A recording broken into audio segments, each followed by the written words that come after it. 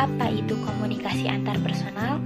Menurut Tan dalam Liliweri tahun 1991 mengemukakan bahwa komunikasi antarpersonal adalah komunikasi tatap muka yang terjadi antara dua orang atau lebih. Komunikasi antarpersonal adalah komunikasi yang di dalamnya mengandung beberapa unsur yang selalu tetap ada, yaitu mengirim, encoding, pesan, media, decoding, penerima, efek, dan konteks.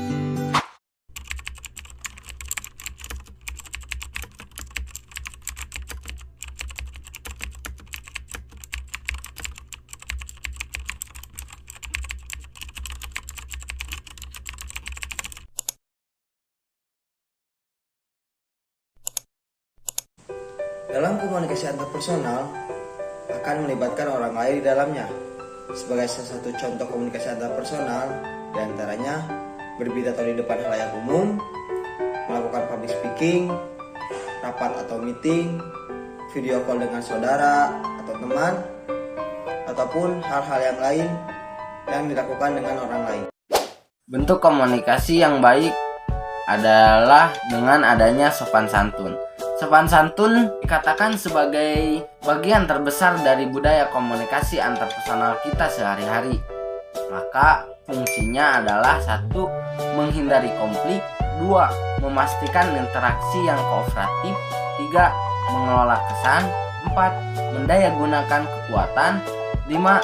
Memastikan kepatuhan, 6. Menunjukkan perbedaan, dan 7. Bersikap lebih baik. Sedangkan fungsi komunikasi antarpersonal dalam organisasi adalah 1.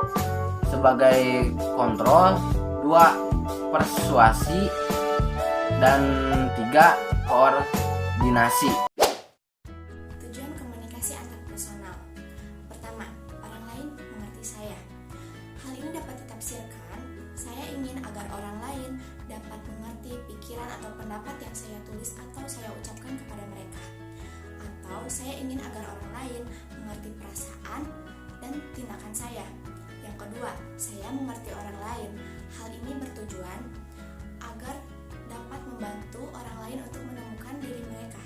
Yang ketiga, orang lain menerima saya. Terakhir, kita bersama dapat melakukan sesuatu. Tujuan penting dari komunikasi antarpersonal adalah bagaimana saya dan orang lain memperoleh sesuatu yang harus dikerjakan bersama, to get something done. Kehidupan sehari-hari di lingkungan masyarakat, seseorang dituntut untuk mampu mengeluarkan pendapat dan mampu berkomunikasi dengan baik terhadap lawan bicaranya. Maka dari itu, komunikasi menjadi sesuatu yang sangat penting bagi kehidupan manusia. Tanpa komunikasi, manusia akan dikatakan kematian dalam kehidupan. Johnson mengemukakan beberapa peranan komunikasi antarpersonal dalam rangka menciptakan kebahagiaan hidup manusia. Yang pertama ada komunikasi antar pribadi. Itu membantu perkembangan intelektual dan sosial kita, diawali dengan ketergantungan atau komunikasi yang intensif dengan ibu pada masa bayi. Lingkaran luas yang bertambahnya usia kita, bersamaan proses itu, perkembangan intelektual dan sosial kita sangat ditentukan oleh kualitas komunikasi kita dengan orang lain. Yang kedua ada identitas atau jati diri. Kita terbentuk dalam dan lewat komunikasi dengan orang lain. Selama komunikasi dengan orang lain secara sadar maupun tidak sadar, kita mengamati, memperhatikan dan mencatat dalam hati semua tanggapan yang diberikan oleh orang lain terhadap diri kita, menjadi tahu bagaimana pandangan orang lain itu terhadap diri kita. Ketiga, memahami realitas di sekeliling kita serta menguji kebenaran dan kesan pengertian yang kita miliki tentang dunia di sekitar kita. Perlu kita bandingkan dengan kesan dan pengertian orang lain yang realitasnya sama. Tentu saja, perbandingan sosial semacam itu hanya dapat kita lakukan lewat komunikasi dengan orang lain. Keempat, kesehatan mental. Bila hubungan kita dengan orang lain diliputi berbagai masalah, maka tentu saja kita akan menderita, merasa sedih, cemas, dan frustasi.